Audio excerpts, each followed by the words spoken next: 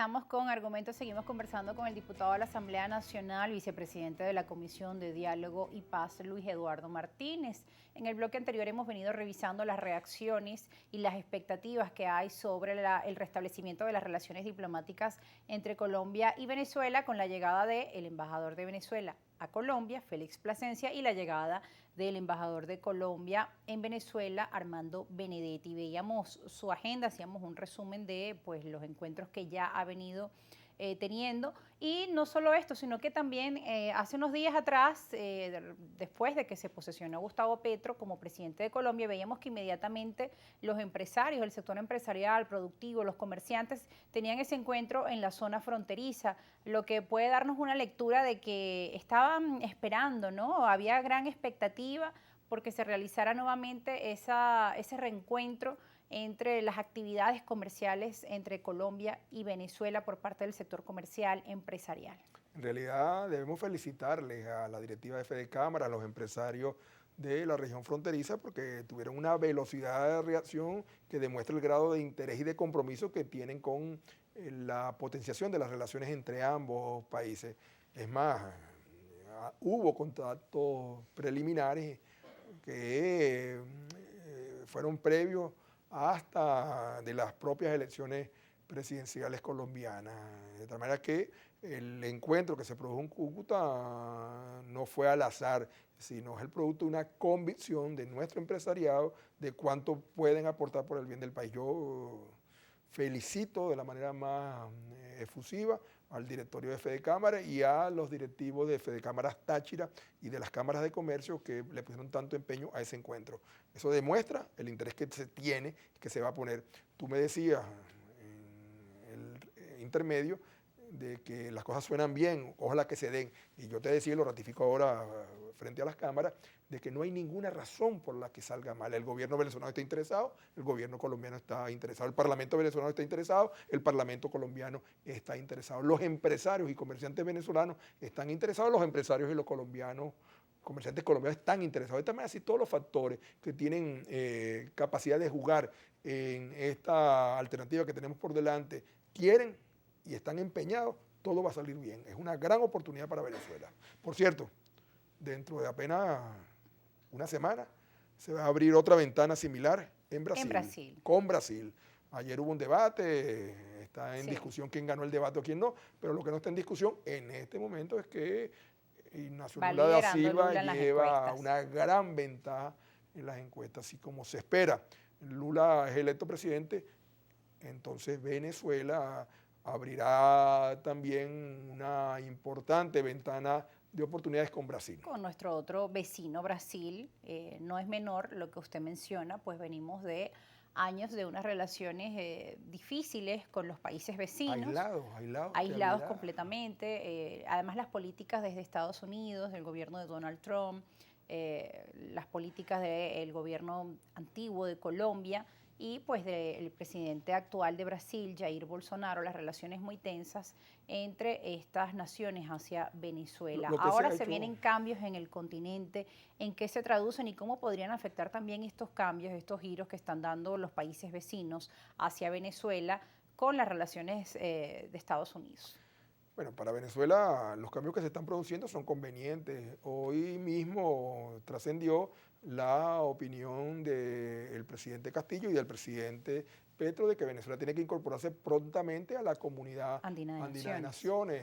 En ocasión de una visita que hicimos recientemente a Buenos Aires se planteó la necesidad de incorporar a Venezuela prontamente en el Mercosur, de tal manera que Venezuela se está reinsertando como le corresponde en el escenario internacional. Si hay algo que ha sido criminal, es aislar a Venezuela, propiciar el aislamiento de Venezuela, porque no se perjudica el gobierno, se perjudican los venezolanos. Pero hay grupos de oposición que critican estas acciones, que critican que se vuelvan a restablecer las relaciones diplomáticas entre Colombia y Venezuela, lo que pueda pasar con Brasil. Pues hemos visto también declaraciones en contra, así como las hay a favor de quienes dicen, bueno, ahora están consolidando al régimen de Maduro, por decir parte de las opiniones que muchas veces hemos leído de aquellos que contrarian a esta dinámica de relaciones hacia Venezuela. Yo procuro, hasta por mi propia naturaleza, no hacer calificaciones negativas de nadie, ni nadie como persona, de ninguna organización, de ninguna Aunque política. también hemos visto líderes como Almagro, por ejemplo, de la OEA, decir que Yo lo es leí, necesario cambiar la Lo política hacia leí, lo Venezuela. Hemos leí, su errado. última declaración, y entonces cerré los ojos y dije, no, no, yo estoy soñando. Y yo conozco al Magro, yo estaba en su oficina, yo he tenido la oportunidad de conversar con él. Me quedé asombrado cuando vi la rectificación, pero en todo caso la rectificación lo honra. Sí, es cierto, todavía hay algunos que critican esto que está pasando, pero yo dificulto que alguien que esté aquí en Venezuela, que vive en Venezuela como vivimos nosotros, que trabaja en Venezuela como trabajamos nosotros, vea negativamente estas oportunidades que se están abriendo para el país. Lamentablemente, y es un fenómeno interesante a estudiar, ya pasa con los cubanos que están en el exilio, los que propician medidas contra los venezolanos y las venezolanas, contra Venezuela, están casi en un 100% fuera del Fuera. país. Pero bueno, insisto, prefiero no calificarles porque no es mi manera de ser. Lo cierto es que lo que está pasando es positivo. Venezuela se está reinsertando y eso nos va a ayudar a todos. Nadie quiere un país en ruina. Nadie puede jugar a una quiebra completa de la nación. La recuperación que se viene produciendo se hará sostenible en la medida que podamos implementar políticas que dinamicen la economía, que haya inclusión social, que se respete la propiedad privada, que se facilite la inversión privada nacional y extranjera, que se dignifiquen los salarios. Hay mucho que Diputado, y hacer. eso es parte de los objetivos que están dentro de esa comisión de diálogo y paz, el tema del respeto a la propiedad privada que usted mencionaba, el tema pues de la restitución de empresas que en algún momento fueron expropiadas, empresas socioproductivas. Veíamos a principios de este año el tema de la devolución del Sambil de la Candelaria a sus dueños, en fin, pero se esperaba que este tipo de acciones siguieran en el marco de esas Siguen, conversaciones. siguen. Lo que pasa es que el perfil se ha reducido, pero en las últimas semanas se ha estado trabajando en la devolución de numerosos fondos agropecuarios, primero en Barinas y ahora se va a empezar a trabajar en el Zulia, pero no estamos haciendo la DACA con eso. Es cierto que la devolución del Sambil La Candelaria a la familia Cohen fue un hecho emblemático, pero se sigue haciendo. Es decir, hay mucho trabajo que se ha venido adelantando dentro del país y fuera del país, pero ¿Y por que qué han decidido no darle un alto perfil, como usted menciona, que lo han mantenido, porque pues? en muchas ocasiones el bajo perfil permite trabajar con muchísima mayor tranquilidad, procesos que a veces son complejos. La devolución del Sambil, que parecía sencilla al principio, donde todo el mundo estaba comprometido en que tenía que devolverse, tardó varios meses.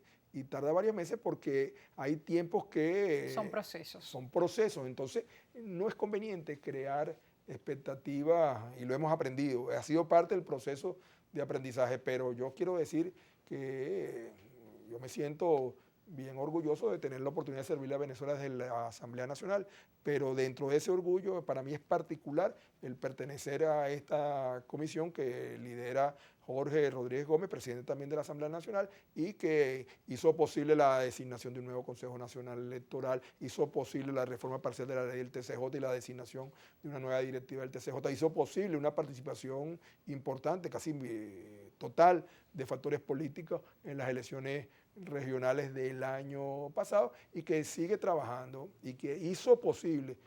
Yo recuerdo y fue emblemático la primera actividad que realizamos, que fue el encuentro con Fede Sí. Cámaras. Esa foto en la salida del edificio de Fede Cámaras en Bosque es una foto que, como calificaron varios de los que estaban allí, bueno, de la historia de Venezuela, historia pequeña de Venezuela, Claro. desde cuándo el gobierno, el Y más allá de parlamento, la foto, la gente está esperando más resultados, y ¿no? tenemos que trabajar en eso y en eso estamos trabajando. Y la recomposición de los procesos económicos es parte de ello. Bien, al regreso de la pausa vamos a seguir conversando sobre estos resultados o en qué sigue trabajando esta comisión de diálogo y paz, así como también el tema económico que ha estado en las últimas semanas en los principales titulares, el tema de nuestra moneda nacional, las acciones que se han venido tomando dentro de la Asamblea Nacional, el debate también por la derogación del instructivo NAPRE, entre otros temas de la actualidad, así como las preguntas que ustedes tienen, que les vamos a leer al regreso de la pausa. Etiqueta Argumentos, ya volvemos.